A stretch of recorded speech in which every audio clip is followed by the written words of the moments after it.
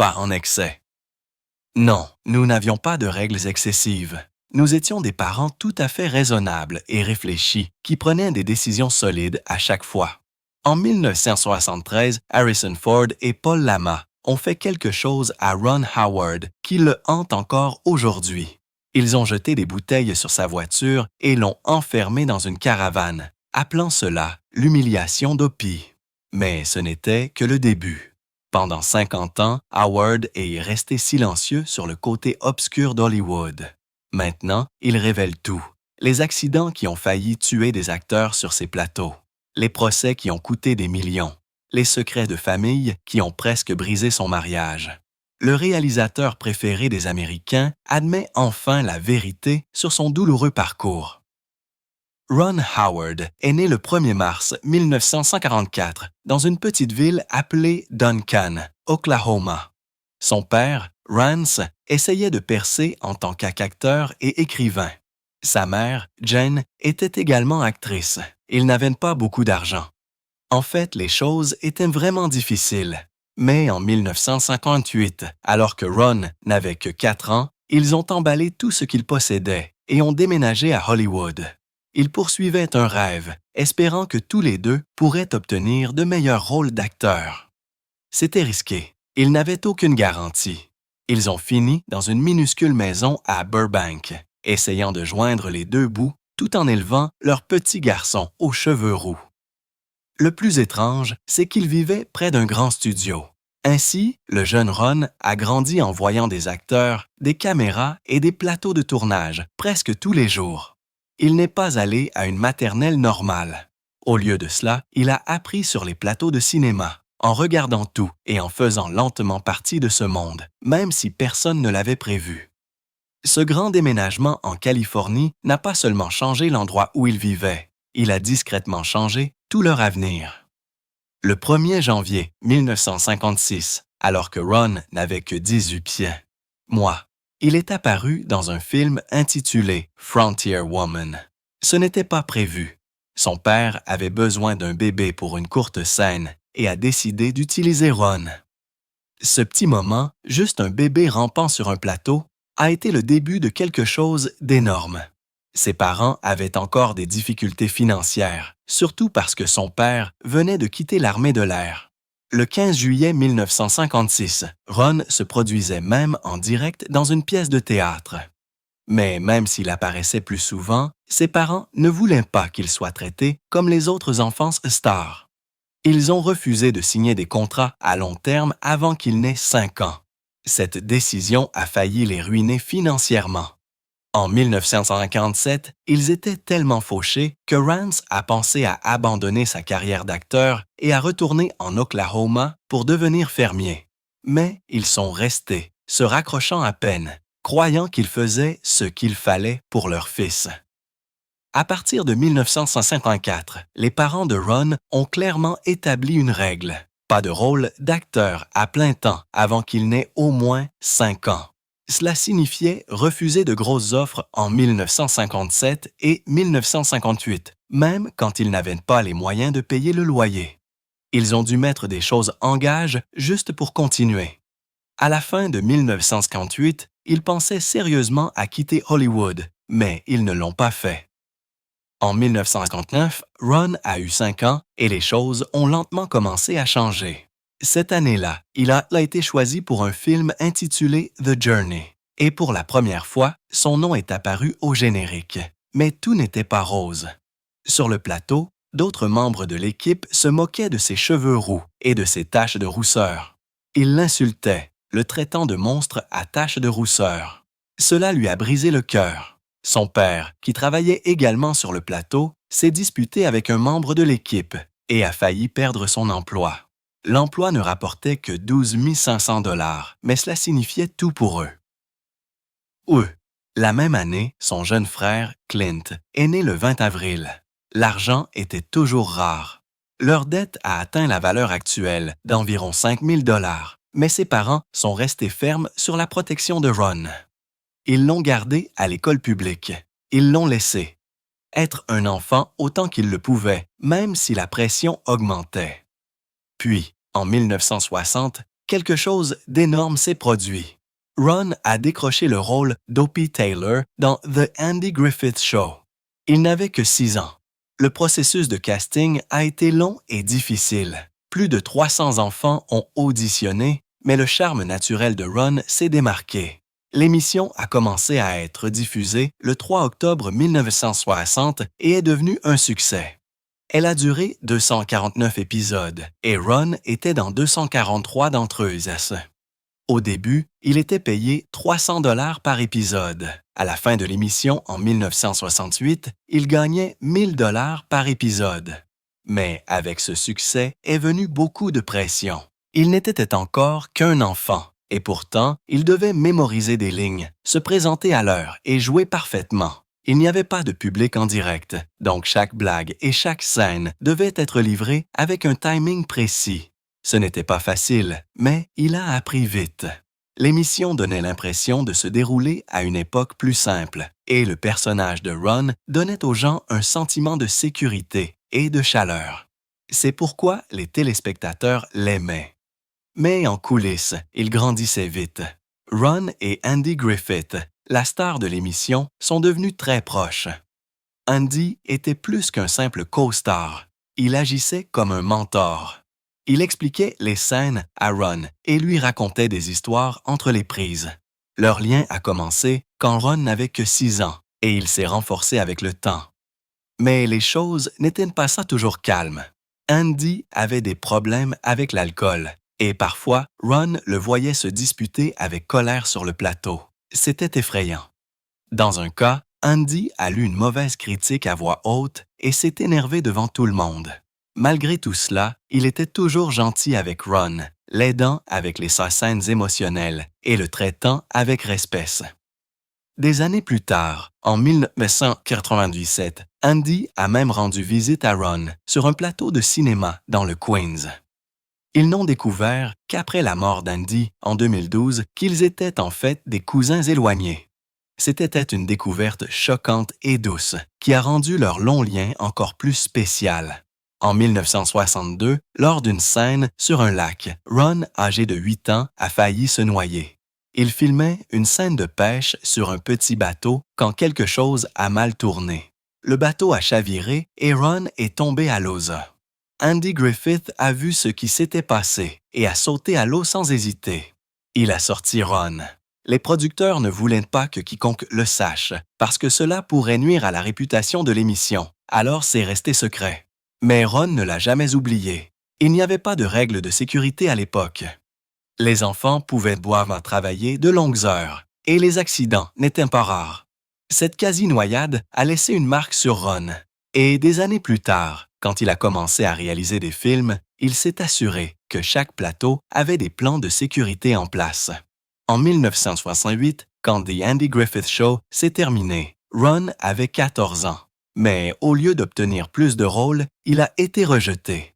Plus de 50 auditions en 1968 et 1969 n'ont mené nulle part. Tout le monde le voyait encore comme Opie. Il se sentait piégé. Il a dit à ses parents qu'il voulait arrêter. Il a pris de petits rôles comme Gentle Ben en 1969 pour seulement 500 $ par épisode, bien moins que ce qu'il gagnait auparavant. En 1970, il a perdu le rôle principal dans The Wild Country. Les choses ont continué d'empirer. Il a rejoint la famille Smith en 1971, gagnant 8 000 $ pour 39 épisodes. Mais l'émission a fait un flop. Tout ce rejet lui a donné de l'anxiété qu'il a cachée aux autres. En même temps, il jouait au basketball au lycée, avec une moyenne de 12 points par match. En 1972, il a essayé de vivre une vie d'adolescent normale, mais à l'intérieur, il se sentait coincé. En 1973, les choses ont de nouveau changé. Ron avait 19 ans et a été choisi pour American Graffiti. Il a été réalisé par George Lucas.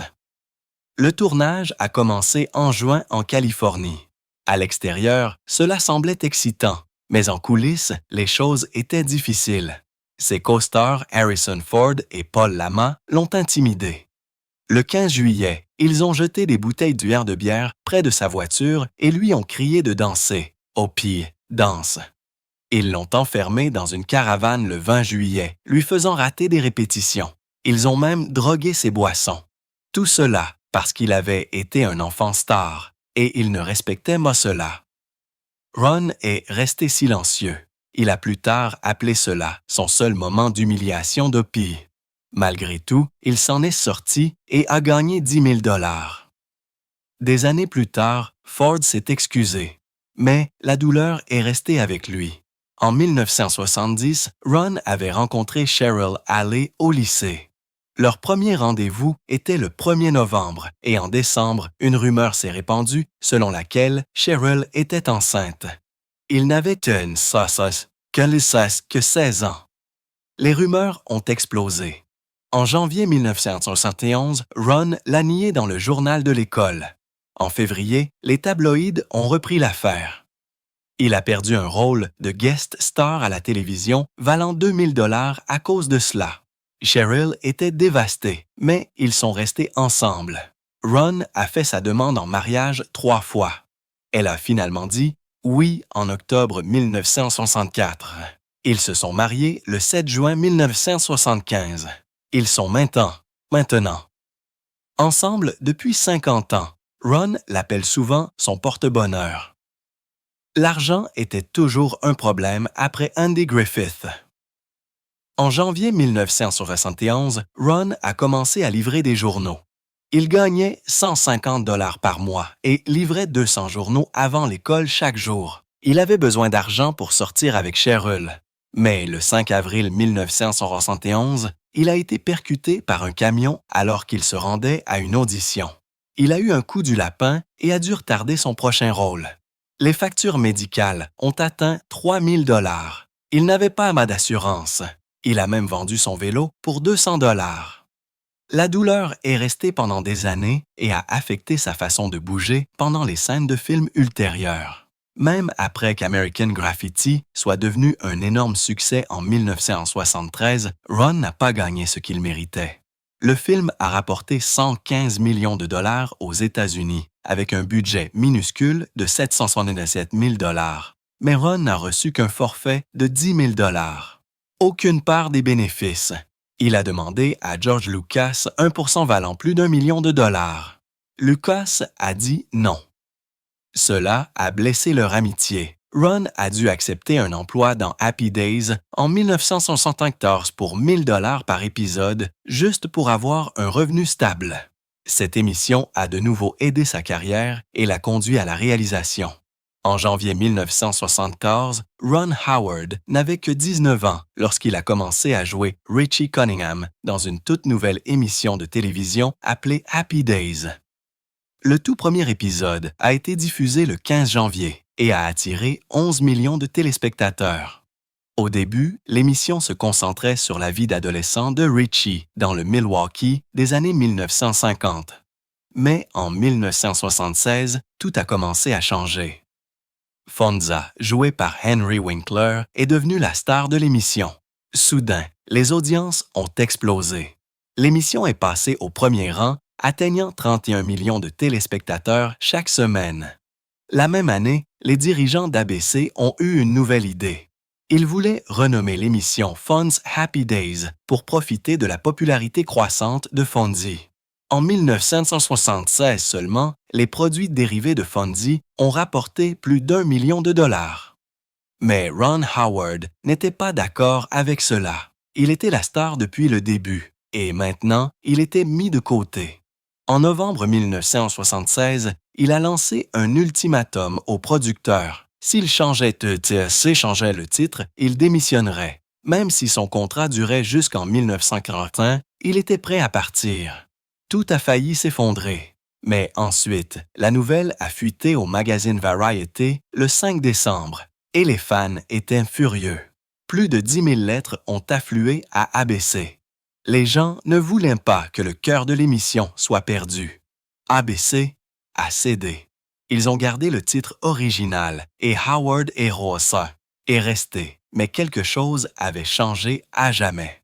En 1977, l'émission rapportait 50 millions de $ par an.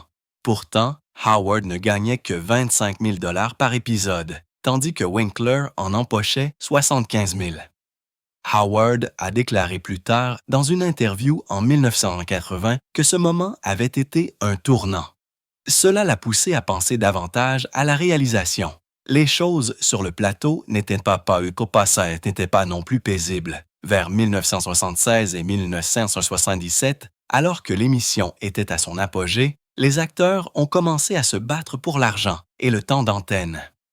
Anson Williams, qui jouait Potsy, gagnait 12 000 par épisode. C'était la moitié de ce que gagnait Ron Howard. Il était frustré et jaloux.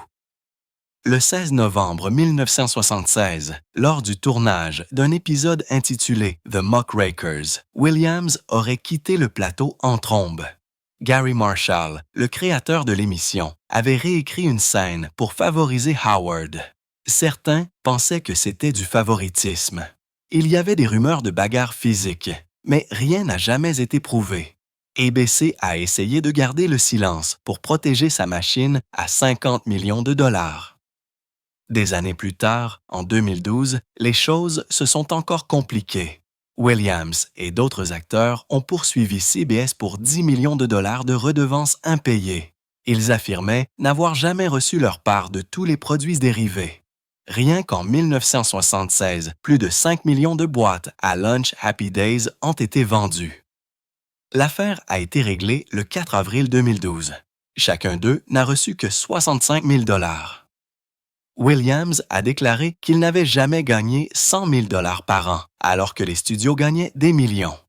Howard n'a pas participé à la poursuite, mais dans une interview en 2025, il a admis que ces moments avaient failli ruiner des amitiés. Tout en jouant dans Happy Days, Howard a discrètement réalisé son premier court-métrage au début de 1975. Il s'appelait Deed of Daring Do et ne durait que 10 minutes. Il l'a tourné pendant une pause de 2 semaines, en mars, en utilisant seulement 2 000 dollars. Même Henry Winkler a fait une apparition. Le film a été présenté en avant-première dans un petit festival le 15 juin 1975. Il y avait des rumeurs selon lesquelles quelqu'un l'avait accusé de plagiat, mais rien n'a jamais été prouvé. À l'époque, les lois sur le droit d'auteur n'étaient pas claires. En fait, une poursuite pour fanfic en 1976 a forcé d'autres créateurs à verser jusqu'à 5 000 dollars, mais rien n'était lié à Howard. Ce qui l'a vraiment ébranlé, c'est lorsque le producteur Roger Corman a demandé des reshoots le 20 avril 1975. Cela lui a coûté 500 dollars supplémentaires, ce qui a presque anéanti son budget. Le film a ensuite remporté un petit prix au Atlanta Film Festival le 10 septembre. Ce petit projet l'a poussé à réaliser Grand Theft Auto en 1977. Ce film n'a coûté que 600 000 dollars, mais a rapporté 15 millions de dollars. Howard a épousé sa chérie du lycée, Cheryl Alley, le 7 juin 1975. Le mariage à Burbank n'a coûté que 800 dollars. Environ 300 invités sont venus, et Henry Winkler était le témoin. Le père de Cheryl a payé pour cela. Même si Howard gagnait 25 000 dollars par épisode, il voulait un mariage simple. Ils ont fait une lune de miel tranquille de 2 semaines à Hawaï à partir du 8 juin 1975. Il y avait des rumeurs selon lesquelles des tabloïds ont divulgué des photos privées et ont commencé des histoires d'infidélité en 1977, mais il n'y a pas de preuves réelles. Le pire des rumeurs est arrivé plus tard en 1978. Le 15 octobre, le National Enquirer a répandu de fausses rumeurs de tricherie. Howard a appelé cela humiliant. Dans une interview en 2025, il a déclaré que leur cadeau du 50e anniversaire était une chaise à baiser, leur rappelant leur jeune amour. En juillet 1980, Ron Howard a pris une décision audacieuse. Il a quitté Happy Days. L'émission avait encore 20 millions de téléspectateurs hebdomadaires, mais Howard en voulait plus. Il a demandé à ABC s'il pouvait réaliser des téléfilms. Ils ont refusé et lui ont offert 100 000 dollars pour 3 années supplémentaires. Il a dit non. Le 20 juillet 1980, il a signé avec NBC pour 1 million de dollars. Ce nouvel accord lui donnait le contrôle créatif total. Il a quitté Happy Days juste avant le début de la saison 8, le 9 septembre 1980. Les fans ont été choqués. En août, 15 000 lettres ont inondé ABC, le suppliant de revenir. Howard a déclaré plus tard qu'ABC l'avait traité comme un aigle arrachant un bébé. Son premier grand projet après son départ a été Night Shift, qui est sorti en 1982 et a rapporté 21 millions de dollars, mais l'émission n'a jamais été la même. Les audiences ont chuté de 30% sans Richie. Elle a quand même duré jusqu'en 1944, avec 255 épisodes au total. En 1977, à seulement 23 ans, Howard a réalisé Grand Theft Auto. Il y a également joué et l'a coécrit avec son père, Rance. Il est sorti le 16 juin et est devenu un succès surprise, rapportant 15 millions de dollars. Mais pendant le tournage, une cascade de voitures a terriblement mal tourné. Le cascadeur Paul Bartel a été grièvement blessé. Il s'est cassé des os et a subi des blessures internes. Howard était terrifié à l'idée que sa carrière de réalisateur s'arrête avant même de commencer. Il a réglé le procès à l'amiable en 1978. Cet accident l'a marqué.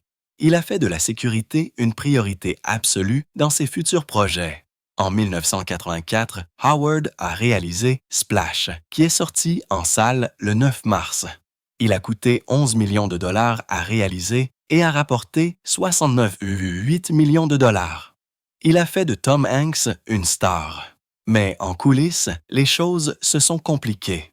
Hanks avait des crises de colère, surtout à cause des changements de scénario. Le 15 juillet 1983, pendant le tournage à New York, Hanks s'est disputé violemment avec l'équipe. Howard a dû intervenir pour arrêter une bagarre. Les studios ont failli annuler le film, mais Disney l'a sauvé en utilisant son nouveau label Touchstone. En 1985, pendant le tournage de Cocoon en Floride, Howard a reçu une menace de mort d'un figurant en colère nommé Harold Jenkins. Le 12 février, Jenkins, qui avait été renvoyé, a envoyé des lettres menaçant de violence. Il estimait que le film se moquait des personnes âgées. Fox a dû engager une sécurité 24 heures sur 24 pour 150 000 $. Le scénario a été adouci et la sortie a été retardée jusqu'au 21 juin. Le film a quand même rapporté 85 millions de dollars et a remporté des Oscars pour Don Ameche et les effets visuels. En 1988, Willow est sorti le 20 mai. George Lucas avait eu l'idée en 1972 et Howard l'a réalisé avec un budget de 35 millions de dollars. Il a rapporté 137,6 millions de dollars dans le monde, mais a quand même perdu 20 millions de dollars en raison d'un marketing massif et de critiques tièdes. Lucas et Howard se sont constamment affrontés. En juin 1987, ils se sont disputés à propos de 5 millions de dollars de coupe. Howard a failli démissionner. La vidéo domestique l'a ensuite aidé à atteindre le seuil de rentabilité. En 1989, Howard a sorti Parenthood le 2 août. Il a été inspiré par un voyage chaotique en Australie avec sa fille de 4 ans, qui lui a vomi des sushis dessus en plein vol. Le film a coûté 20 millions de dollars et a rapporté 126 millions de dollars. Mais en mai 1989, l'écrivaine Elena Vasquez a poursuivi Howard, affirmant qu'il avait volé son scénario. Il a payé 500 000 $ pour régler l'affaire en juin. L'affaire a failli arrêter la sortie du film. En 1941, Howard a réalisé Backdraft, un drame de pompiers. Le 23 juillet 1990, une cascade a mal tourné. Un incendie massif s'est déclaré, brûlant la main et le visage de Kurt Russell. Une enquête de l'OSHA a révélé de graves violations de la sécurité. 3 autres membres de l'équipe ont également été brûlés. Howard a déclaré plus tard qu'il ne savait jamais quand le feu allait se retourner contre eux. Pourtant, le film a rapporté 152 millions de dollars et a été nominé aux Oscars pour les effets visuels. En 1995, Apollo 13 est sorti le 30 juin. Il a rapporté 355 millions de dollars dans le monde, mais le tournage a été difficile. Tom Hanks a exigé une exactitude allant jusqu'aux transcriptions exactes de la NASA.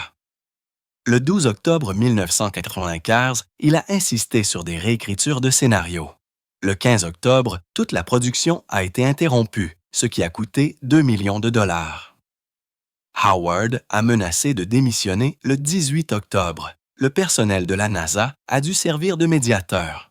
Le film a ensuite remporté des Oscars pour le montage et le son en 1996. En 1996, Ransom est sorti le 8 novembre, rapportant 309 millions de dollars. Mais pendant le tournage, au début de 1996, Howard a reçu des menaces glaçantes qui reflétaient le film. Le 14 février, quelqu'un a envoyé des lettres menaçant ses enfants. Le FBI s'est impliqué, a mis les téléphones sur écoute et des voitures louches ont été trouvées près de sa maison. La famille a dû déménager le 5 mars. Aucune arrestation n'a été effectuée, mais les suspects ont fui la Californie en avril. Howard a déclaré plus tard que cela avait fait du film son œuvre la plus personnelle. En 2000, The Grinch est sorti le 17 novembre, avec Jim Carrey dans le rôle principal. Il a rapporté 345 millions de dollars, mais le tournage a été brutal. Carrey devait rester assise pendant 5 heures de maquillage chaque jour. Le 22 mars, il a craqué. Il s'est disputé avec Howard et l'a même bousculé. Le tournage s'est arrêté pendant une journée. Carrey a promis plus tard un meilleur comportement d'ici avril. Cela a porté ses fruits lorsque le film a remporté un Oscar pour le maquillage en 2001. En 2001, Howard a sorti A Beautiful Mind le 21 décembre. Il racontait l'histoire de John Nash et de sa lutte contre la schizophrénie. Il a rapporté 313 millions de dollars et a remporté le prix du meilleur film et du meilleur réalisateur aux Oscars le 24 mars 2002. Mais l'atmosphère sur le plateau était tendue. Russell Crowe avait des accès de violence. Il a une fois jeté un téléphone sur un employé d'hôtel le 10 juin. Le 15 avril, Howard l'a même renvoyé. Mais seulement 2 jours plus tard, il l'a réembauché pour éviter de perdre 500 000 dollars par jour. Jennifer Connelly, qui jouait la femme de Nash, a déclaré que Howard avait tout maintenu ensemble malgré le chaos. En 2006, le film de Ron Howard, The Da Vinci Code, a provoqué un tollé dans le monde entier. Les groupes religieux étaient furieux, en particulier l'Église catholique. L'histoire suggérait que Jésus avait épousé Marie-Madeleine et avait eu un enfant, ce qui aurait été dissimulé par un groupe appelé Opus Dei. Cela a provoqué des manifestations dans de nombreux pays. En Inde, des groupes sociaux chrétiens ont exigé son interdiction. Aux Philippines, il a été classé pour adultes seulement. Ron Howard a même reçu des menaces de mort et a dû engager des gardes du corps après qu'une alerte à la bombe a frappé la première du film à Cannes le 17 mai. Les critiques ont hué et ri pendant la projection. Le 14 février, Opus Dei a supplié Sony d'ajouter une clause de non-responsabilité pour la fiction, qualifiant le film d'image déformée de l'Église. Les évêques catholiques américains ont lancé un site web appelé JesusDecoded.com et ont qualifié le film de moralement offensant. Même avec toute la controverse, il a rapporté 760 millions de dollars dans le monde entier. Mais Howard a admis plus tard que la colère constante autour de lui était frustrante. En Italie, Howard et l'écrivain Dan Brown ont failli être arrêtés pour avoir filmé sans permis. Le Vatican l'a qualifié d'anticatholique et a dit aux gens de ne pas le regarder, ce qui, ironiquement, a rendu les gens plus curieux. En 2017, les choses se sont compliquées pendant la réalisation de Solo, A Star Wars Story. Les réalisateurs originaux, Phil Lord et Chris Miller, ont été renvoyés en juin en raison de différends créatifs avec Lucasfilm. Ron Howard a été engagé pour sauver le projet. Il a fini par retourner environ 70% du film entre fin juin et mi-octobre pour respecter une échéance serrée en mai 2018. Cela a fait grimper le budget à 275 millions de dollars. Des fuites ont affirmé que Howard avait ruiné le film en supprimant le style amusant et risqué et en le remplaçant par une ambiance Star Wars plus classique. Il y a même eu des procès. Certains acteurs comme Alden Ehrenreich avaient besoin d'aide pour entrer dans leur personnage. La sortie a été retardée. Lord et Miller ont décidé de ne pas prendre le crédit de réalisateur et ont accepté des titres de producteurs exécutifs à la place. Les fans n'étaient pas contents et ont même lancé des pétitions contre Howard.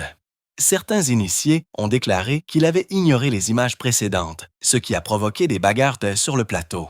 Le film a quand même rapporté 393 millions de dollars, mais c'était bien en deçà des attentes. Les gens se sont disputés pour savoir si Howard avait joué la carte de la sécurité de manière excessive. En 2009, Angels and Demons a causé plus de problèmes à Ron Howard. Le film dépeignait l'Église catholique comme l'ennemi, avec une histoire folle sur les Illuminati et l'antimatière menaçant Rome. Le 3 mai, Howard a déclaré que le Vatican l'avait secrètement empêché de filmer à l'intérieur des églises, ce qui a forcé son équipe à construire de fausses versions. Il pensait que ce boycott caché lui avait coûté 50 millions de dollars de revenus, même si le journal du Vatican a qualifié plus tard le film d'inoffensif. Ils avaient d'abord refusé de le soutenir. L'archevêque Vélacio de Palis a averti en avril que protester pourrait simplement aggraver les choses, comme ce qui s'était passé avec le Da Vinci Code. Un autre leader catholique, William Donoghue, a dit aux gens de ne pas boycotter, mais de diffuser la vérité à la place. Certaines églises ont même refusé l'accès au tournage parce que l'histoire incluait des meurtres. Le film a quand même rapporté 445 millions de dollars et Tom Hanks a déclaré qu'il était destiné à susciter la curiosité, pas la colère. Contrairement au film précédent, le Vatican est resté surtout silencieux. En 2015, la société de Ron Howard, Imagine Entertainment, a été frappée par un procès sérieux concernant le film The Good Lie de 2014. 54 réfugiés soudanais ont affirmé que leur douleur réelle avait été utilisée dans le film sans juste rémunération. Le 19 février, ils ont déposé une poursuite de 101 pages à Atlanta. Ils ont déclaré avoir partagé des histoires déchirantes de famine et d'évasion de milices en échange de 55 000 dollars et d'une promesse d'aide. Le film est sorti le 3 octobre avec Reese Witherspoon dans le rôle principal, mais les réfugiés ont déclaré qu'ils n'avaient jamais vu un centime. Les producteurs Bobby Newire et Mike Nagel ont été accusés de ne pas avoir respecté leur accord. Les fans ont été choqués car l'équipe de Howard avait recueilli des millions pour l'aide aux réfugiés. Le procès s'est réglé en 2017 avec un accord secret. Howard n'a pas été nommé personnellement, mais les réactions ont été fortes. Le film n'a rapporté que 322 millions de dollars aux États-Unis, mais a laissé une marque importante en raison de la douleur réelle derrière lui. Pendant le tournage de Rush en 2013, un terrible accident s'est produit. Le film portait sur une véritable rivalité de Formule 1 en 1976. Et pendant une scène où l'accident enflammé de Niki Lauda a été recréé, un cascadeur nommé David Crowder s'est blessé. Le 1er août, pendant le tournage de l'épave enflammée au Nürburgring, une suspension a cédé et la voiture s'est écrasée. C'était étrangement similaire à l'événement réel. Crowder a poursuivi en justice, affirmant que la sécurité avait été ignorée. En 2014, l'affaire s'est terminée par un règlement. Les choses se sont aggravées lorsque Sean Edwards, le fils du coordinateur des cascades du film, est mort dans un accident seulement 18 jours après la sortie du film le 27 septembre. Howard a été assigné à comparaître et a fait face à des questions difficiles sur les réductions de coûts avec le budget de 38 millions de dollars. Rush a rapporté 90 millions de dollars. Mais beaucoup ont dit qu'il glorifiait trop le danger, surtout depuis que de vraies images d'accidents des blessures de LA ont été utilisées. En août 2025, la fille de Ron, Bryce Dallas Howard, a abordé de front le débat sur les bébés népaux. Née le 2 mars 1951, elle a parlé dans un podcast appelé Happy, Sad, Confused, disant qu'elle était pleinement consciente de son privilège à Hollywood. Son père Ron, son oncle Clint né en 1959, son grand-père Rance, 1928-2017, et sa grand-mère Jean, 1927 à 2000, étaient tous dans le métier. Bryce a admis que les portes s'ouvraient facilement pour elle, mais elle a également souligné à quel point elle avait travaillé dur. Les fans en ligne avaient des sentiments mitigés. Certains ont salué son honnêteté, tandis que d'autres se sont demandé si Ron l'avait aidé à obtenir des rôles. Ron n'a jamais dit publiquement qu'il lui avait donné des emplois, mais Bryce a répété que le privilège familial avait joué un grand rôle. En 2025, BuzzFeed a salué son ouverture, surtout par rapport à d'autres stars qui nient tout avantage. Un détail surprenant était que son parrain est Henry Winkler.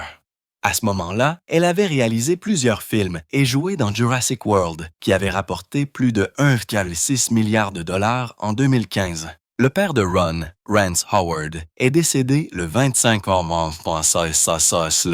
novembre 2017 à l'âge de 89 ans. Il a eu une insuffisance cardiaque après avoir souffert du virus du Nil occidental. Né Harold Beckenholt le 17 novembre 1928, Rance a commencé à jouer en 1949 et a eu des rôles dans plus de 140 films et 167 émissions de télévision. Ses fils Ron et Clint ont écrit un hommage affectueux dans People, disant que l'amour de Rance pour le théâtre avait changé leur famille à jamais. Il est apparu dans des films comme Chinatown et Nebraska. Il y avait des rumeurs d'une bagarre entre Clint et Ron au sujet du testament, mais aucune preuve solide n'a jamais été présentée. Au lieu de cela, tout indiquait un lien fort entre les frères. Ron a même tweeté à quel point il se sentait chanceux d'avoir Clint comme frère. Les deux ont travaillé sur de nombreux projets ensemble, y compris Grand Theft Auto en 1977. Un fait émotionnel, Rance a continué à jouer jusqu'à la toute fin. Il a terminé un rôle seulement 36 heures avant sa mort. Ron et Cheryl Howard ont célébré 50 ans de mariage le 7 juin 2025. Ils se sont rencontrés au lycée John Burroughs à Burbank, en Californie. Leur tout premier rendez-vous était le 1er novembre 1970. Ils ont regardé It's a Mad, Mad, Mad, Mad World et ont mangé une pizza. Sur Instagram, Ron a partagé sa gratitude pour les hauts et les bas auxquels ils avaient été confrontés ensemble. Ils ont élevé 4 enfants, Bryce, né en 1981, des jumeaux, Paige et Jocelyn en 1985 et Reed en 1987, et avaient 6 petits-enfants en 2025.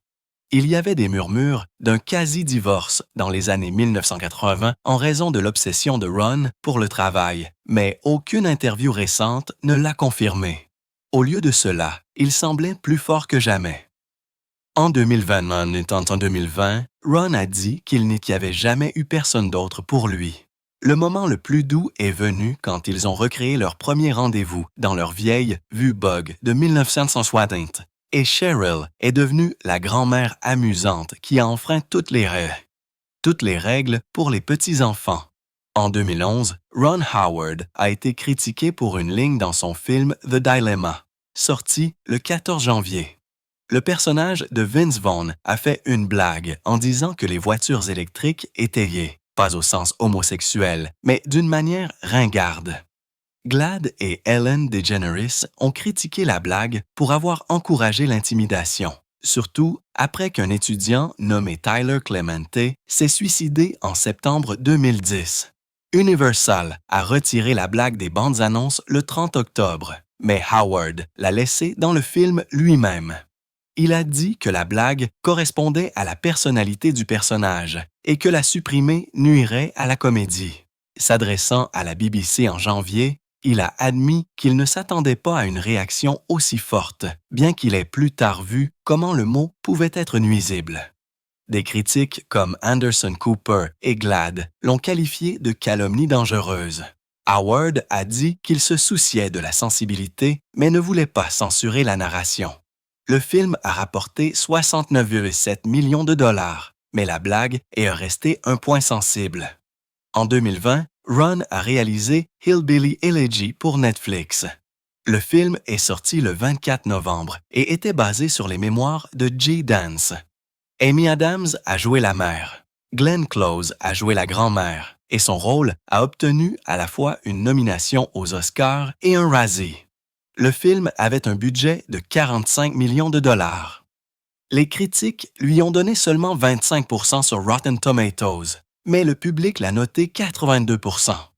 En août 2025, Howard a dit à Vulture qu'il avait été choqué quand Vance est devenu le colistier de Trump en 2024. Il a dit que Vance semblait modéré quand ils ont filmé en 2018 et 2019. En 2016, Vance avait même qualifié Trump de répréhensible. Howard a admis qu'il avait envoyé un SMS froid le 6 novembre 2024 félicitant Vance, mais disant qu'il était déçu. Il a qualifié le film de mitigé. Il a reçu de mauvaises critiques, mais une forte réponse des fans.